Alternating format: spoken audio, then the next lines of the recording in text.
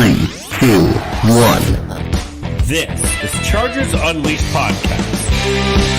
Here are your hosts, Dan Wolkenstein and Jake Hefner.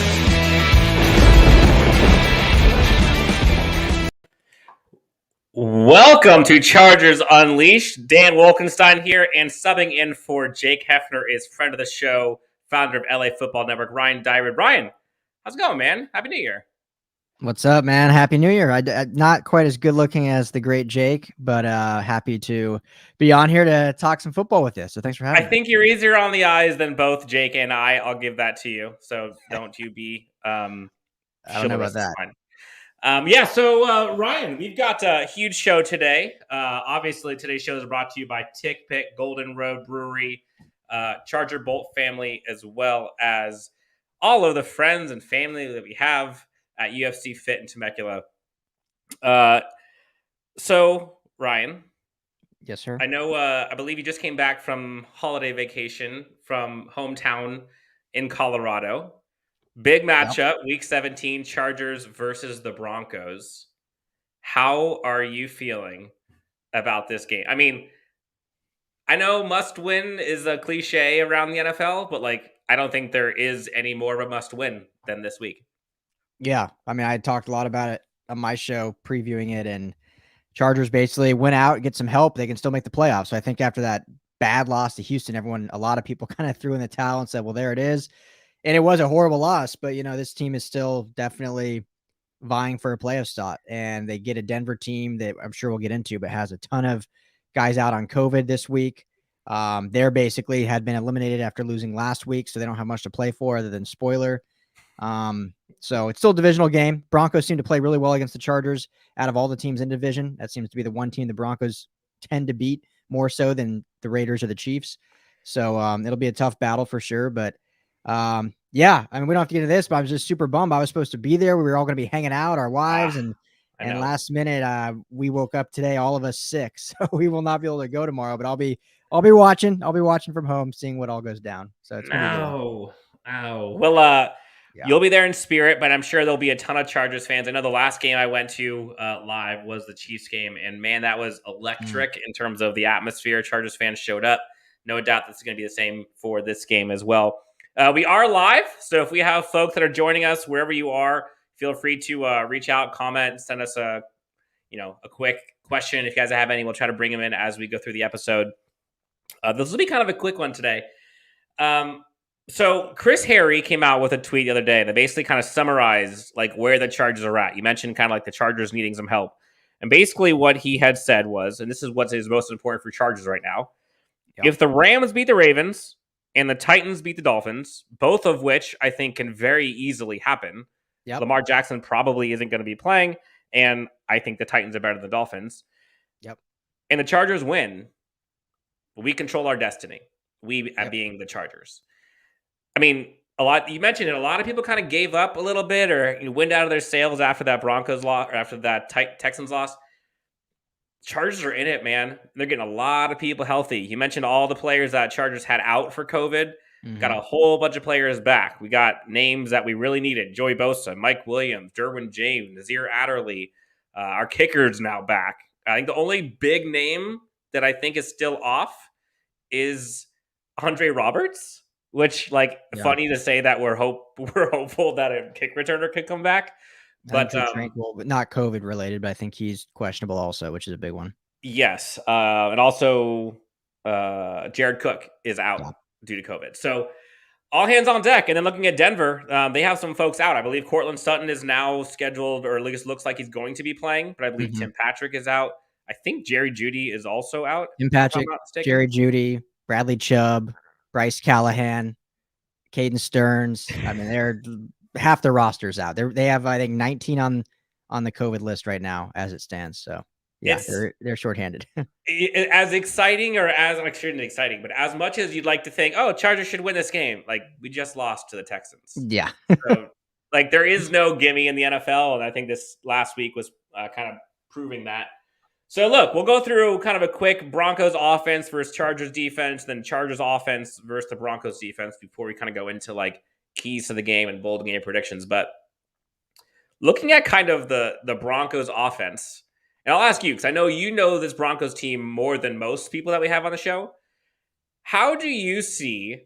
Because if Jake Hefner was on the show, Jake would have a very pessimistic, but also kind of a realistic way that the Chargers would lose this game because of the Broncos offense. How do you see the Broncos offense with all that's going on stacking up against the defense of the Chargers? And more importantly, like where do you see their path to success? Yeah, well, it's I love watching you guys because you guys bounce off each other great with Jake with the pessimism, you with the optimism, and I'm usually Don't optimism tell too. But Jake it's pessimism. He'll say I'm being a realist, realism, which a yeah, real pessimist. yeah. I'll try to play more of the pessimist on this show with you. But yeah, the Broncos offense goes through their running game. That's what their bread and butter is. They're 13th in rushing in the league, which actually is probably higher when you look at those rankings. I mean, we're now in week 17. So the team started off fairly slow and they've gotten a lot better. I mean, the Chargers know this. They ran the ball down their throats when they played them earlier in the season. So that's what it's going to go. You still do have those are the two of the few guys that are healthy, Melvin Gordon and Javonte Williams. And so that's what's going to go through. You get Drew Lock at quarterback this time, who, you know, I think he's a mixed bag. He's going to force the ball and definitely, force some deep throws, force some probably not very safe throws, but he's going to bring something different than Teddy Bridgewater brought the first time around. So it's a interesting matchup, but you're missing two key receivers in Jerry Jeudy and Tim Patrick. So Cortland Sutton looks like he is going to be a go. So it's going to be him, Noah Fant, and the running game is really what it's going to come down to. And I think this Chargers defense just doesn't match up great with it because Broncos are going to run the football, and that's what the Chargers defense has not been good at this year, is stopping the run. Yep, it's unfortunate, but I will say the one thing that people want to poo-poo the Broncos offense, and again, we have Drew Lock this week, so like everything can kind of be thrown out the window. But the one thing that I have to give them credit for is they're efficient in the sense that they just don't turn the ball over that much. Like I think they have, I want to say they're fifth best in turnovers. I think they only have like 16 on the season, which is like pretty good. And then looking at like the Chargers, we have like I want to say we have the fourth most turnovers, which is weird. I don't. Yeah, it's been the among Broncos fans. That's been the interesting debate, I think, because everyone's sick and tired of Teddy Bridgewater because his nickname Check Down Teddy, and he just the safe play, never pushes the ball down the field. But sometimes with the defense they have, that's behooved them well because they don't turn it over in bad situations, which Drew Lock is known to do. So it might be very different on Sunday. Yeah, and I guess to make this, we'll give a quick preview. But Chargers are second last in turnover percentage on offense, with I think it's like 18.1% of their offensive drives ended in turnover. Flip that over, Broncos are seventh best in turnover percentage, just 9.2. So about half the percentage the Chargers have. So, I mean, I remember vividly the Drew freaking Lock game last year, where for 3.5 quarters, Chargers are looking pretty. It's a cakewalk. Yep. And then the Drew freaking Lock show happens and the whole thing goes away. Do you foresee a reoccurrence of that with a Derwin James out there and Joey Bosa, given all that's on the table right now for this game? I mean, I definitely don't see a meltdown in the fourth quarter. That's for sure. I think Drew will make some plays just because it is different. Like I said, it's going to look very different than what the Chargers saw the first time around. A, just a different quarterback, but B, just because of the missing players. So they're just going to have to do a different game plan. The Broncos, that is. But I definitely don't see with the Chargers getting these guys back, with Brandon Staley calling the defense now, not Gus Bradley. I mean, you're not going to see a fourth quarter. What was that? What was it? It was like 21 unanswered in the fourth quarter. I don't want to talk about it. Something awful like that. So, no, to answer your question, sure way, I do not see that happening at all. I think it'll be a more. I mean, the big thing, and again, we'll get into it, but the big thing is just the Chargers offense needs to get going because the first matchup, it wasn't like the Denver's offense was like obliterating the Chargers defense. Yeah, they were able to run the football, they were able to extend drives, but they weren't like explosive. They weren't like capitalizing like tons of touchdowns. It was that they had the Denver defense had like 3 turnovers and Justin Herbert could never get going. The running game could never get going. So that's what it's really going to come down to. I don't think that the Chargers defense needs to worry too much about this Denver O.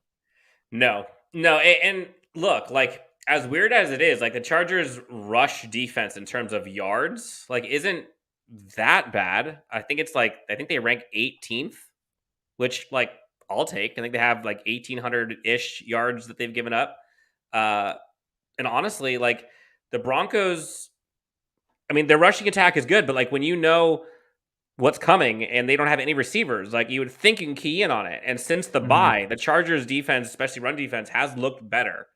I Well, that's think the key. Justin Jones coming back, Linval Joseph being there, obviously Derwin James, like it's certainly not the strength, but it's not as much of a weakness as we saw the first 8 weeks.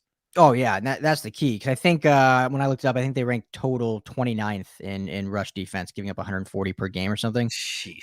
But to your point, in the last 8 weeks, they've jumped. I mean, if you just compound those 8 games versus the previous 8 games, it's much better than that. So they have improved substantially. It was just so bad the first few weeks. I mean, I think the first 3 weeks they were giving up almost 200 yards on the ground. So that's why they're still ranked so low. But fans need to know that they're not actually ranked that bad currently. It was just so bad at the beginning that they still haven't climbed out of that average per game.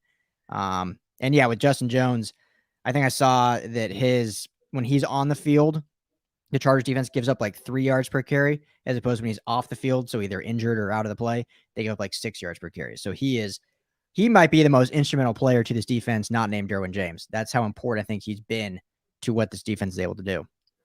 Now, we're starting off this new year strong. I just realized, and Ryan, I'll fully admit this. I'm looking at Pro Football Reference on some of these statistics, and those statistics I gave you in terms of the 18 and 9%. That was from 2019, not 2021. I hit the wrong tab. Okay. So completely disregard all of that. Thank you guys. There you go. But I was like, there's no way the Chargers are 18th in rush defense. That makes no sense. Yeah.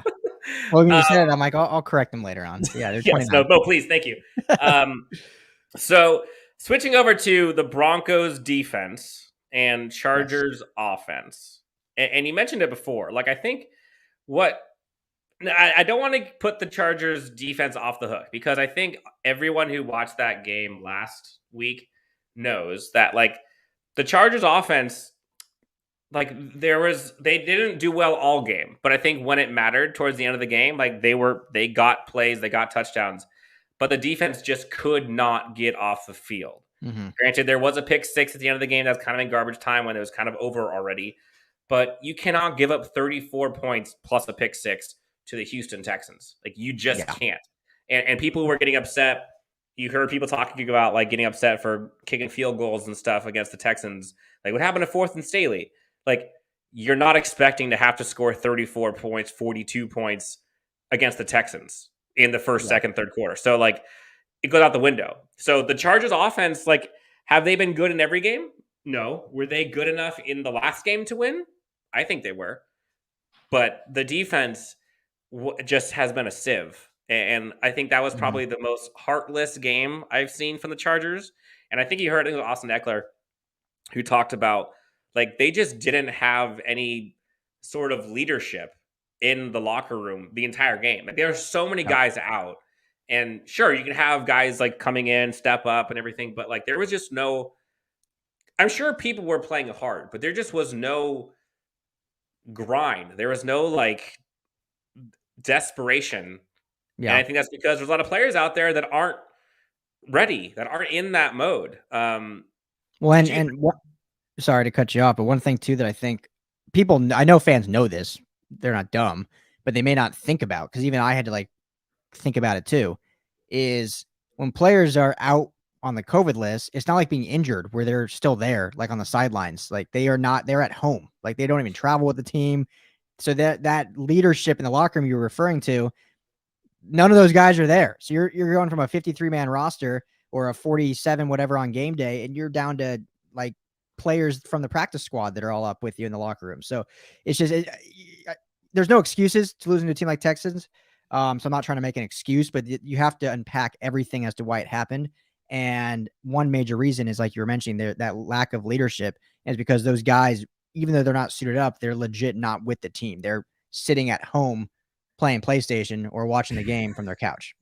And I actually kind of I forgot about that. Like they can't even be on the sidelines. Mhm. Like a lot of times you'll see, like for example, Derwin James, I believe he was out there, thankfully, because he was just there in case Yeah, he was like just out with a hammy. So but like I think he was probably one of the few that were able to be out there at least trying to get folks riled up. Like otherwise, like it's kind of a ghost town on the yeah, sidelines. And it felt that way. And you're right. I didn't even think about that. So looking at kind of the Chargers offense, I mean, look, we can talk about their offense and give statistics till we're blue in the face, but like they're top 10 in pretty much everything.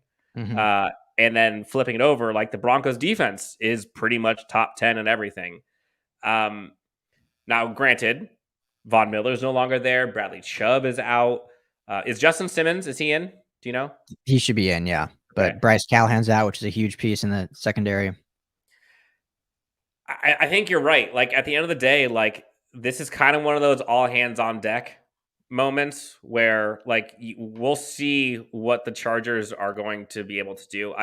I've said it all season, and this is probably the hardest part of covering this team is like you just don't know what to expect. Like I could the Chargers go out there and beat any team in the NFL? Absolutely. But could they also go lose to the Texans? Apparently. Yeah, And so, like, who are we to expect to see? Like we, the chart, they just have to step up. yeah, Like people looking at the offense. Like, remember how earlier in the season, I'm sure you heard this, where people were talking about Chargers offense isn't clicking, and there just isn't any tempo, and Joe Lombardi needs to be fired, and all this stuff. But like their offense, I think, is like the number one efficiency offense in the NFL in terms of scoring touchdowns. Like it's insane. yeah, And so the offense isn't the problem. I think if you ask a lot of people to fast forward a couple months, they'll tell you they should have all 11 or whatever it is draft picks focus on the defense or offensive line. mhm. Um, but do you see the offense having issues tomorrow? Or let me rephrase. If the Chargers were to have issues on offense, where do you think that is? No Jared Cook. Mike Williams is Mhm. back. Like where is the keys for success on the Broncos side of the ball to keep the Chargers offense in check? Oh man. Well, it's just hard with all those guys out, and you have to give Vic Fangio credit for what he's done. Most likely will not be the Broncos coach at the end of the season. I think the talk out there is they'll move on just because they're not going to make the playoffs, and that was kind of the deal, was basically make the playoffs or you're out. But what he's done with that Ooh. defense, with all the injuries they've had, they have like 8 linebackers on injured reserve, and they're still they traded for Kenny Young from the Rams midseason. Like you said, they traded away Von Miller, and they're still like they're first against the pass and fifth overall as a defense with all these injuries and stuff. But now coming to this game after a big letdown loss against the Raiders, and missing more key players, it's like who's going to pass rush if they're they traded away Von Miller. You don't have Bradley Chubb. Other guys are hurt. You're missing so many key pieces. So the Chargers should really have a ton of success on offense. It was I want to say surprising because of how good this defense has been, but it was a little bit unnerving, I would say, the first matchup, how poor the offense did and how they just were never able to get in a rhythm and get anything going. Stuck in mud. Yeah, and I've said all year long that this offense, and this is kind of a silly thing to say because everyone would be like, well, duh, but it's more than other teams, I would say. This team succeeds solely based on Justin Herbert's performance. If he has a star performance, this team can beat anyone. If he has an off day, they're probably going to lose. And people will say, yeah, that's common sense. But here's where you can look at it differently. The Rams last week, Matthew Stafford had 3 interceptions, had like 110 yards passing, and the Rams won that game because the defense played lights out. The special teams played good. Collectively as a team, they pulled their quarterback up. The Chargers aren't there yet. And it's not, and I know people will credit on the coaching staff. It's 1 year into this regime. They're just not there yet. So this team, as it is right now, literally has a success based on Herbert's performance. So to answer your question in a long roundabout way, the only thing that's going to beat this Chargers offense is not the Denver defense. It's Justin Herbert, and whether he underperforms or he's able to neutralize the guys missing and go after guys. And I expect Keenan Allen to have a big day. I mean, Bryce Callahan is like the slot nickel corner for the Broncos. And I know Lombardi and these Chargers like to line up Allen in the slot quite a bit. And I expect him to just, if Kyle Fuller's going to be on him, who's had a big letdown year, this should be a big game for Keenan Allen. And last thing I'll say before throwing it back to you, I said on my show last episode, and because it's just crazy to me that the kind of hate that Joe Lombardi gets. I don't get it. I said, if you look across the league, you look at all 32 teams, and not just statistically, but you look at, watch the game film, see the route combinations, see the play calling type. Joe Lombardi this year is a top 5 offensive coordinator, I think, this season in 2021, not over his career, maybe not even moving forward, but based on 16 games, 15 games so far, Joe Lombardi has put together a top 5 offensive coordinator coaching display. Justin Herbert is literally going to get people head coaching positions because of his play. Yeah. Like I guarantee you, if Justin Herbert puts up these stats next year, people are going to look at Joe Lombardi like, should he be a head coach? I mean, is he an offensive juggernaut that we should bring someone in? Like, it's amazing what a good player does. Now, You brought up a point, and Nathan Judy here has a question, or has a comment, excuse me. Thanks for, again, if you guys have any comments, questions, send them in. We'll go ahead and kind of react to them. I've never seen anyone with the same spelling as Jerry Judy. That's ironic. Maybe Nathan will come in for Jerry. If we're going to go to the playoff, our backups need more reps. Hate to see DJ off the field. Okay, so you mentioned it. Justin Herbert has to basically have an MVP game for the Chargers to have a chance in these games. And it's been evident all season. In fact, there's been MVP-like performances, and he's lost the game. Yep. Put you on the spot. Why is that? Why can players like Tom Brady, or you've seen games for the Packers where Aaron Rodgers has kind of a okay game, or Matthew Stafford has like a pretty not good game, or look at, I don't know, Drew Lock can have games or whatever, and like all of a sudden these teams are still winning. Yeah. Fundamentally, why is it that this team is so reliant on the success of Justin Herbert? I mean, it's the $1 million question, I think. One easy one is just the defense isn't there yet. They just don't have the defense to rely on. And me and you have talked about this a lot. I think the defense has been a lot better this year than a lot of people have given them credit for. They've had some really good games. They've played the Chiefs very well. They've had other performances. They played pretty good against the Cowboys, who's a juggernaut offense. But they haven't been a defense you can just like rely on. Like when man, Justin just doesn't have it today, we're going to just run the football. And if that means we're averaging 2.8 yards per play, we're punting a lot, we know we can rely on that defense to win us games. I mean, the Broncos, when they won the 2015 Super Bowl, they had like almost every single win was by a touchdown or less, just because they were going from a hurt Peyton Manning to a Brock Osweiler, and they were leaning on their defense to solidify wins. And the Chargers just aren't there yet. I think they will get there. I think Brandon Staley, everyone knows who listens to me, or if I've been on your show, how much I love and believe in Brandon Staley. But, and I've said this too, because a lot of people will say, well, look at what he did 1 year with the Rams, turn that defense into the top defense in the league. Why is it taking this long with the Chargers defense? I mean, I'm getting on kind of off topic here, but No. When you look at Brandon Staley and you look at him as a coordinator, you have one job: to coordinate the defense, right? Schematically, put your players in the right position. He's not drafting. He's not doing free agency. He doesn't have to worry about the offense, doesn't have to worry about play calling, doesn't worry about the special teams. Yeah, he might go to Sean McVay and say, hey, I'd love to get this guy in free agency, or hey, this is some draft picks that I'd like to go for because they fit my system. That's it. Now he's a head coach. He has to compartmentalize, if I can say it, all of those things now and run the defense. So it's a lot more that he has to do, that he can't solely focus on just fixing the defense. And so I think that's why it suffered a little bit, but it doesn't mean it's not going to get right. It just means it's going to take a little more time. And when that happens, then they won't have to rely. There we go. Now I can bring it all back full circle. They won't have to fully rely on Justin Herbert based on wins and losses. Now, we're going to get into kind of the nitty gritty. And Seasby thinks you're a genius. Good point, Ryan. Appreciate you. Reality Check comes in here and says, less opportunities for Herbert when the defense can't get off the field. And that is what you saw last week. And again, you saw that even the week before against Kansas City. Like, it was a coin flip game, and the Chargers literally couldn't get the ball at overtime, ball game.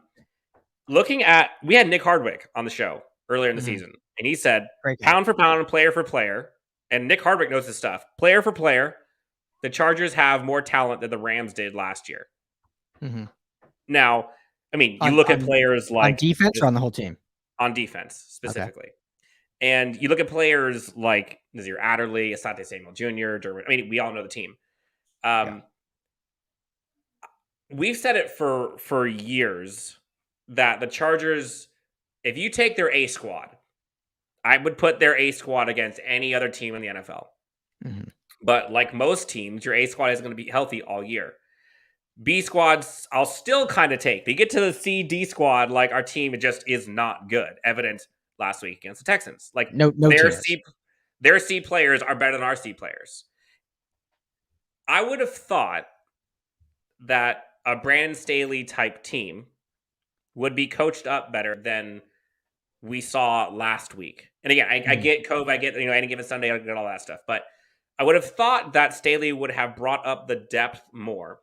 Is that showcasing how much lack of depth the Chargers have on defense? Or is that more just like at the end of the day, you can only do so much when you're down to like your fourth safety and you're out your second and third, first and second corner, and you're out your starting linebackers and your defensive line? Like other teams, like for example, like the Broncos, like their team has been decimated and they have one less win than the Chargers.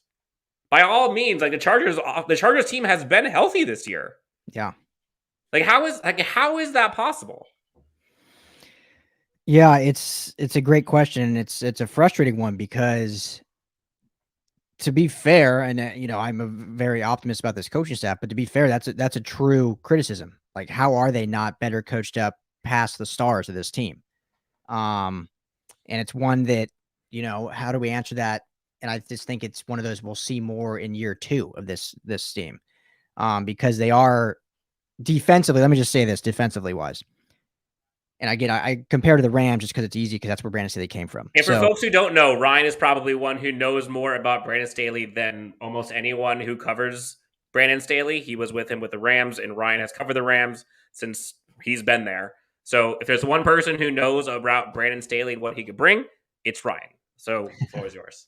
We'll see. We'll see if that stays true for much longer. But when he went to the Rams, he took over for Wade Phillips. Wade Phillips was the D coordinator at the Rams, ran a 3-4 defense.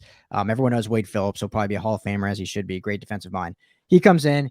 He also implements a 3-4 base with the 2 hybrid safety scheme. Everyone knows it now that is Chargers fans, because they've seen what this defense is. But he comes into the Rams and it's like, okay, it's not changing a whole lot. It's a different thing schematically, but it's still a 3-4 base. Now he comes to the Chargers and you're going from a Gus Bradley cover 3 system to literally never blitz. Never blitz, to a base 3-4, 2 high safeties. Like, you're completely changing things. Joey Bosa is going from an hand in the dirt to like a stand-up 3-4 linebacker in a sense. So it's a lot of that. A is you're changing things from players that they're used to doing, the players that were here. And B, it's just mentally, like, these guys have to learn so much. And, that could be a criticism in itself. People are like, well, why not just teach them what they already know? Why are you trying to change everything up? And I think it's because, it works. Like, this Vic Fangio style defense works. Gus Bradley's defense worked, like, with ED. It hasn't worked in a long time. It did work when he was back in Seattle, but that defense seems to have been exposed a lot more nowadays, where this Vic Fangio defense, as we're going to see when they play Denver, and we've talked about all these injuries, they're still a top 5 unit.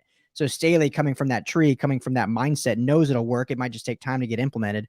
So is it a depth issue, or is it just guys just taking a long time to really develop into the system?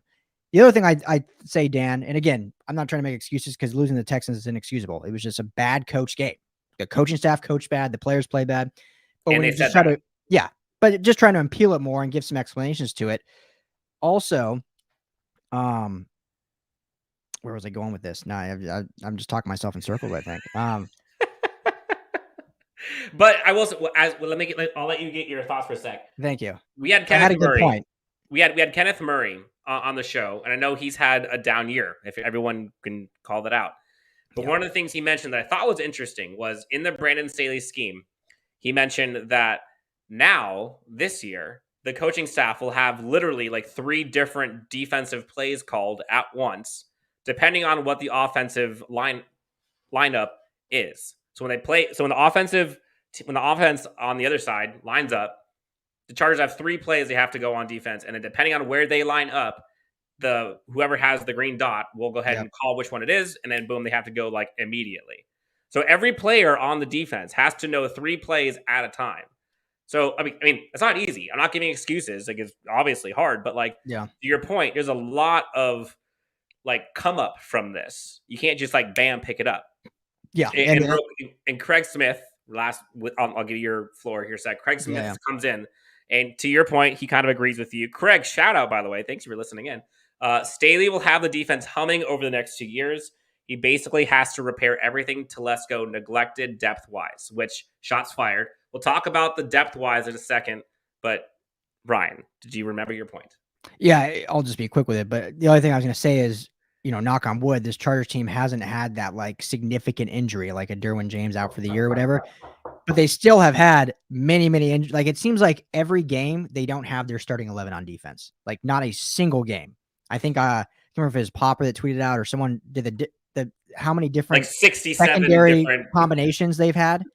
And so that too, that's a big deal because you have different guys playing different positions at different times alongside different guys, and everyone does something a little differently. You just can never get in that full rhythm. Like, literally, Derwin James and Nasir Adderley had played 2 games together on the back end. Like, one of them has been out every time. In the Mike Davis has been out a bunch. Asante Samuel Jr. So you have all these guys filling in at different times, and they haven't had the big injury, but you still every game don't have your true starting guys. So everyone will blame depth and say, man, they've done such a poor job coaching and building this depth. But in reality, you can only coach who's available. And if they're not available week to week, like every time someone's getting comfortable, then they're out for 2 weeks, then that just throws the whole rhythm and the balance off. And I think that's a big thing too that has plagued this defense. Yeah. So HH4, not quite sure what that stands for. Weren't you guys the ones saying the Chargers didn't need secondary help? I'm assuming he's referring to Jake and myself. An abysmal unit. Now, I can give all kinds of excuses.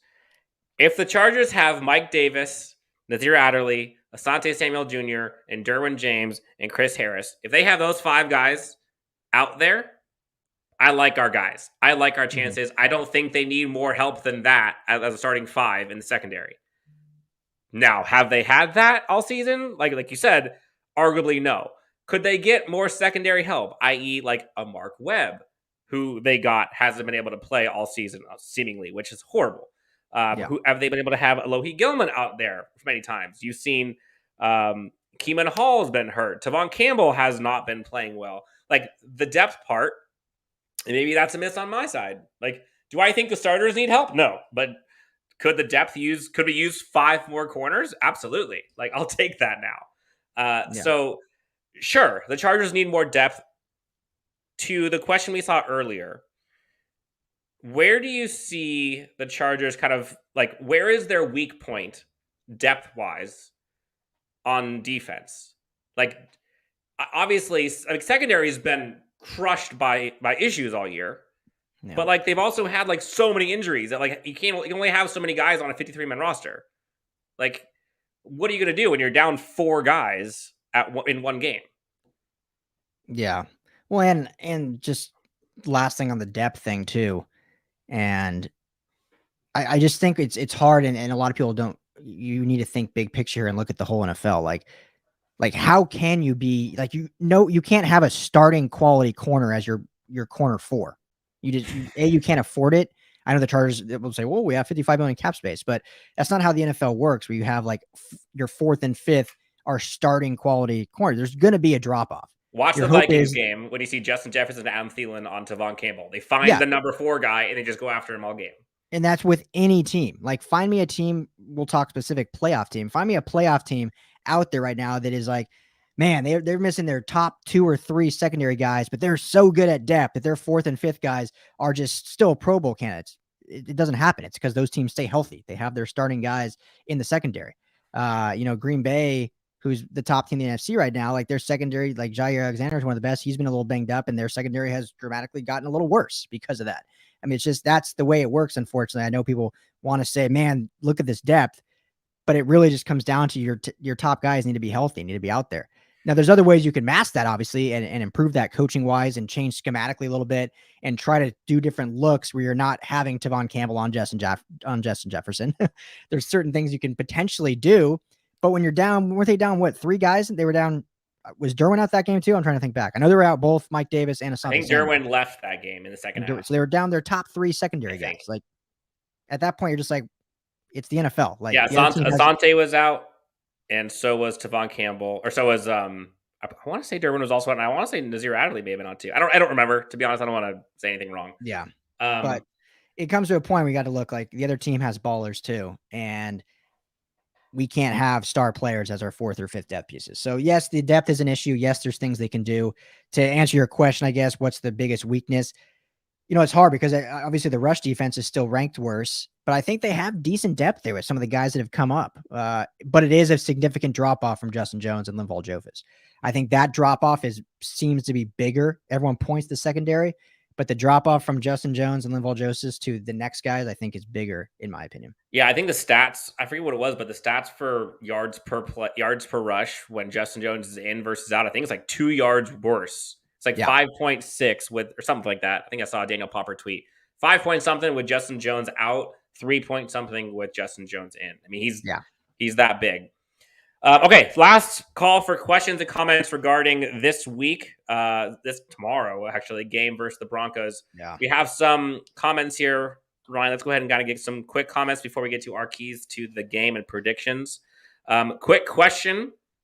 We could do this hot rapid fire. Do you think there will be any change to the coaching staff on defense this offseason, depending how we look to finish the season? I have a hot take / question, but I'll let you go first.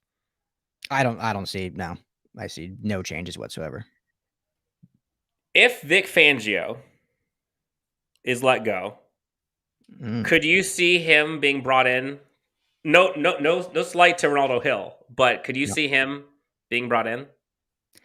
The only way that happens, I think I saw someone else pose that before too on Twitter. And obviously that'd be amazing, but the only way that happens is if Brandon Staley doesn't want to call plays on defense, because Vic Fangio is not coming to just hold a clipboard and have the DC moniker.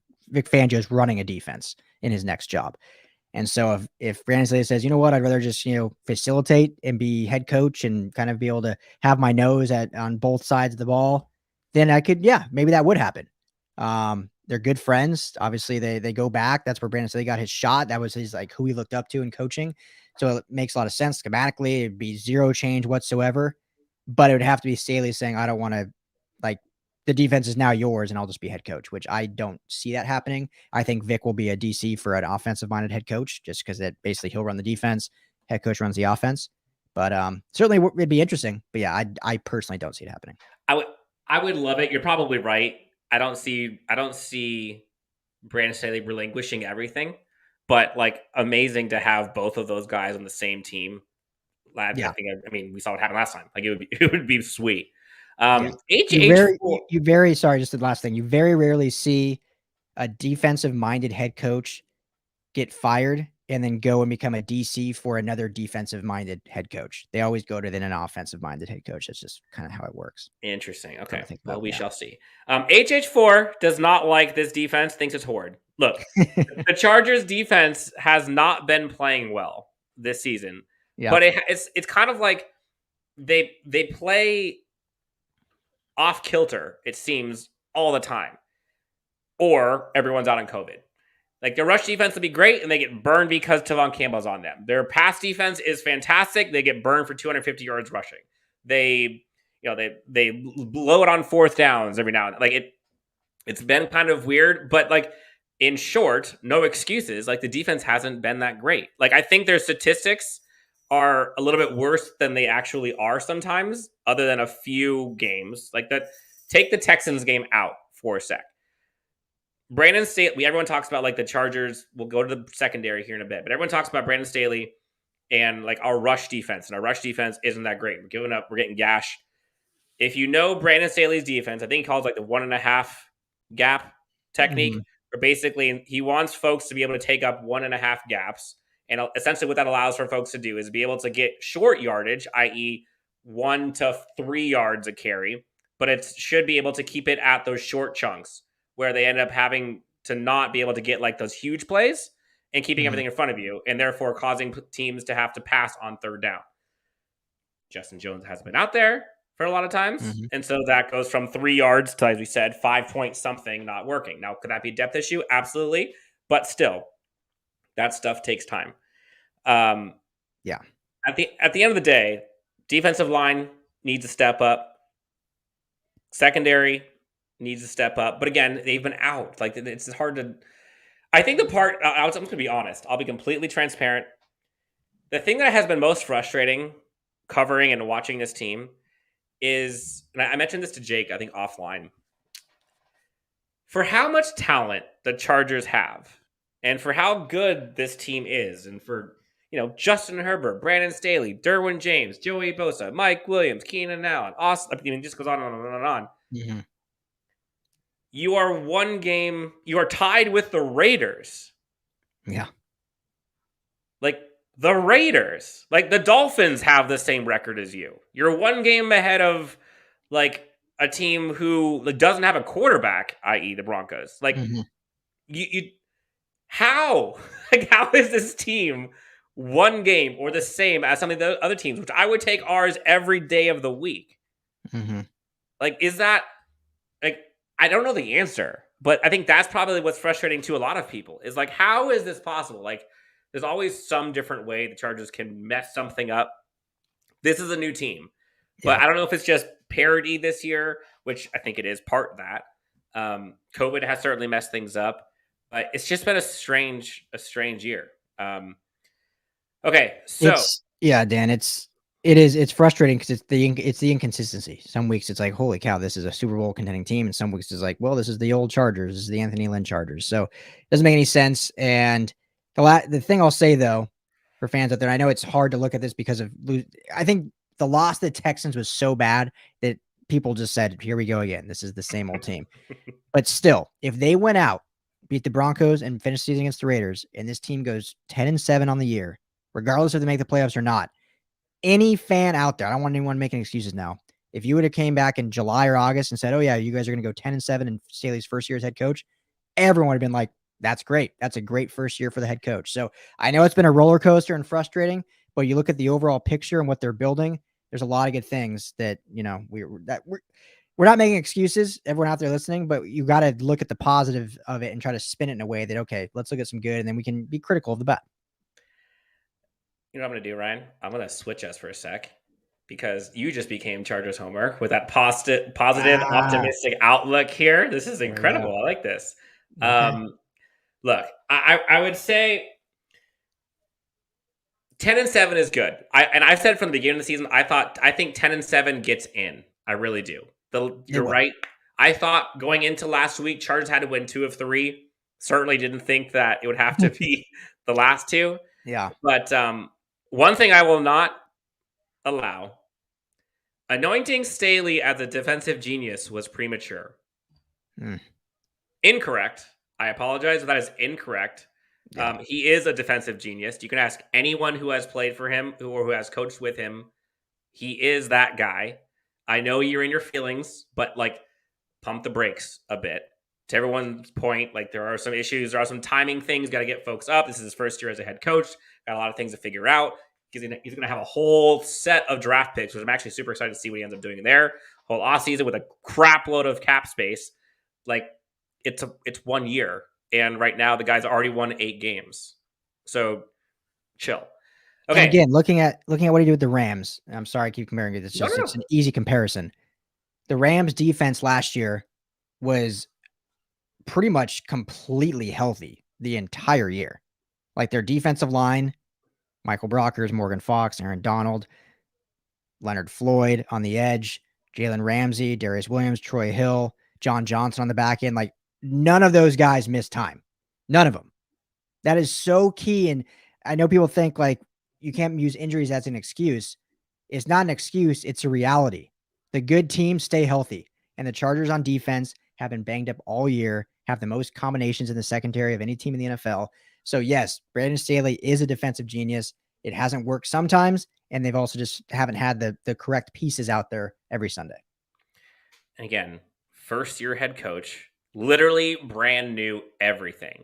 So, like, let's pump the brakes a little bit here on terms of expectations. All right. And they're the 22nd ranked defense, not 31st. 31st in points, I think, but overall, yes. Which, again, he gave up 41 points, like, not to give him more credibility in his argument, but 34 points to the Texans. And again, like, bad. That in a vacuum is showcasing, I think, the issues we have with depth. Because it's really like third string against third string in a lot of positions, and you just got beat. Okay. Keys to the game. Before we get to our Bolton game predictions, we got a little long here. I apologize. Thanks for hanging in with us.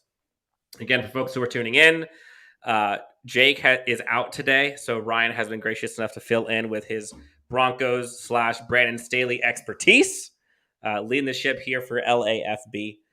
Keys to the game, Ryan. Broncos win if they do, if blank. Broncos win if blank. I don't really see them winning, but if Drew Lock goes and balls out, then this team can win. Because, like I said earlier in the show, the key to this offense is going to be the run game. That's like what they're going to have to stick to, is to get Javonte Williams and Melvin Gordon going. And the Chargers probably know that. But if Drew Lock randomly goes out and throws for 350 and 3 touchdowns and no interceptions, so the key to the Broncos winning is if Drew Lock balls out and has no turnovers, which isn't likely either. You know what's kind of interesting is Jake has mentioned this a few times. Seemingly, any team the Chargers play, the quarterback could have a crap game and still win. Like, I forget who it was, but was it Teddy Bridgewater who threw like 15 passes and they beat us or something crazy? I can remember. It wasn't a lot. Quarterbacks don't really have to do anything. Like, even like that game, that Minnesota game. Like, I think he threw for $170, if I remember right, and like really wasn't anything going on. But every time he threw it, it was to Devon Campbell, seemingly. And like, for me, the key to this game, if the Chargers can keep the Broncos under 120 yards rushing combined, I think they win. I don't see Drew Lock beating you for 4 quarters. Now, if you let them stick around and you give them, a 1-possession game with 5 minutes left, that scares the crap out of me. Because, like, to your point, I don't trust this defense to stop anyone. Yeah. It just, what have they shown anyone to think that? In an offense, keys of the game, if the Chargers can just score, they got to score touchdowns. Like, if they can score, if they can put up 28 points, the game's over. There's no way the Broncos, and I said this against the Texans and they got burned. But, like, the Broncos, their offense is not good. No. It's just not. And sure, the Chargers defense also is not good, but they're getting a lot of guys back. So I personally think it has to do with scoring touchdowns, which I know is kind of an obvious thing, but I think more importantly, they gotta just like contain the rushing attack on the Broncos. So they can contain that and not let that become like the Browns game where we're getting gashed like 300 yards. Yeah. I think there's a way. Thunderbolts 24. Ryan he says, Ryan, let us win. Ryan, can we please win? Yeah, let's do it. We got the thumbs up approval from Ryan. There we go. Let's do it. Reality check, keys of the game. Reality check says, stop the run and get up early. Also, don't turn the ball over or we should be able to take care of business. I agree. Like, if we, a little cliche, don't beat yourself. I think the Chargers have it if they don't beat themselves.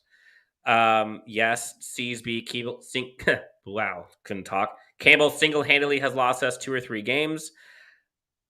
I don't want to blame Tavon Campbell because, again, he's not CB1. He's CB, 4 or 5? And he's being picked on. Like, that's just the reality. Yes, Manny, as a Chargers fan, the defense worries all of us. But to your point, bolt up. And Marlon, we said this earlier in the show, nothing would surprise any of us with this team. It has been roller coaster the entire time. Yep. HH4 with his quote-unquote optimism. Chargers are done. I see him giving up 35 points. 12 straight game, giving up 21 points. A defensive genius is far-fetched. I'm going to go out on a limb and say that is going to be snapped this game. Yes, Nathan. Not that one. 17 years of this. I'm telling you, this is a different time. This is a different time. Change We is in got the this. horizon. Change is coming for this team. Don't Yes, you yes. worry. All right. Finally, Ryan, moment of truth. Bold and game predictions. As many bold predictions as you'd like, and then give us the final score prediction. Bold prediction, huh? I mean, I think too, we're still waiting to hear about that linebacker position if Kenneth Murray is going to play in the middle, which he's been playing on the edge. It's kind of like that's another been interesting call by this defensive staff is where they've kind of moved him around because he hasn't seemed to really fit anywhere that they've moved him particularly well. Steve Hagelin, real quick. Steve Hagelin, friend of the show, LAFB writer, also part of Guilty as Charged podcast. I saw a tweet that he had, which I was actually kind of like, yeah, that's kind of true. Like, oh, someone who's struggling, let's make him switch positions constantly all year because that's going to make it better. Yeah.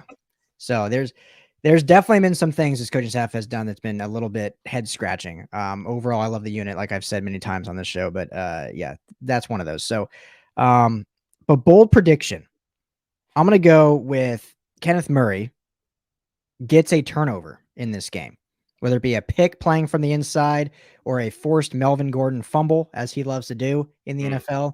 I think Kenneth Murray gets a turnover in this game. So that's my bold prediction. Steps up big when they need him. Okay, bold prediction. 3 interceptions by this Chargers defense. I think Nazir Adderley gets his first interception this year. He's had his hands on many of them. Yeah, he's been close. And they've been pretty acrobatic, but I'm going to say 3 interceptions. Wait, 3 interceptions by the defense, you said? Yep, 3 interceptions. Okay. Sorry, 3. Let me rephrase. 3 turnovers. 3 turnovers. I believe Mike Williams needs a handful, like 50 yards or so, to get over 1,000 for the season. So he could be the first, I think, the first wide receiver 2 to get 1,000 yards. Mm-hmm. So big day for Steven Anderson, by the way. Yeah. Him and Trey McKitty. Jared Cook's out. Final Final score. Been great this year, by the way. Yes, he has. Okay, final score. Ryan, the floor is yours. Final score, who wins? I got the Chargers winning. Final score. Man, it's just tough because this matchup, the Chargers are the better team right now. They have the better quarterback. They're fighting for their playoff lives, but the matchup just doesn't bode well for them. That's why the Denver Broncos have always played well against them because the Broncos have a great defense. Chargers have a good offense or a great offense. Broncos have a poor offense, and the Chargers have a poor defense. So one of those is going to have to, like, something's got to give, right? So who's going to be the crack that opens up? Is it the offense, the defense? But I do think the Chargers get it done after that bad loss the first time. So I'll go 27-20 Chargers win. I think Keenan Allen has a big day. Last question for you, Dan. Has Chris Harris Jr. played against the Broncos yet since he's been on the Chargers? I feel like every time they play, he's out. Good question. I know he didn't get to play. He didn't play them last year. Yeah, this would be his fourth chance. I don't remember if he was. I think he was there. No, I think he was there in this game because I think that was when he was mic'd up. I believe in the first matchup. In the first matchup this year, okay. I think. But he's out. He's out again this week, isn't he? I think he's actually back. Is he back already? Maybe I think he's back. I think that came out today. I think he's back. Yeah. They changed the 5-day COVID list. I think you're right. Nathan Judy with the bold prediction. Eyes on Trey McKitty. 4 catches, 65 yards, and a touchdown, and has the Chargers winning 24-17. Okay. All right. Guys, I like gals. This is a put up or shut up game, and a lot can happen for many players and honestly, potentially some of the coaching staff on this team, barring how this game goes. 8-8, 9-7 are completely different. Obviously, they got to find a way to get this win, and I think the Chargers do. I know I'm the optimist. Last week was a bad loss. I don't think that they lose 3 games in a row. I think this team is pissed off. The starters, especially after what happened last week, excuse me. I'm going to go 30-24, and that 24 is garbage time. I think they're going to get like another touchdown. It'll be like 30-17, and then it comes back. Mhm. Okay, so we both have the Mhm. Broncos losing. Mhm. Chargers, do they make the playoffs? What do you think? Yes. So you think they're going to go 10-7? They'll go 10-7, and I think the Rams are going to beat the Ravens tomorrow. So that's one of the dominoes they need to happen. And even if the Titans don't beat the Dolphins finish the year against the Patriots. They got 2 tough games to win out for them. So I think they'll lose one of their 2, and then that'll put the Chargers in. So yeah, the Chargers win out and make it in. All right. Let's see. Pessimism comes in. Denver 41, Chargers 20, according to HH4. Andre Roberts. I don't think the Broncos have scored over like 27 points all year, so that'll be impressive if they put up. Famous last words. Ryan Gasser wants to see Andre Roberts take one to the house before the season ends. He was so close against the Chiefs, and then only to lose on 4 downs. Looks like we got someone. Necro Surge is going to be at the game for the first time. Enjoy it. SoFi is beautiful. Yes, and for folks who have not gone to a Chargers game, what are you doing with your life? That stadium, and honestly, like it was such a glow up moment for me being at that Chiefs game and seeing how many fans were at that stadium. It was unreal. I loved it. Yeah. Go to the game. I think there's still tickets. I have 2 tickets I need to sell, so anyone after listening needs to go. If anyone needs 2 tickets for the Chargers versus Broncos game tomorrow, Ryan Dyrud LAFB on Twitter. Check him out. Go to his DMs and see if you can go get them from him. If not, we have a good ticket provider you can go to also. Yes. Great. Look at this segue.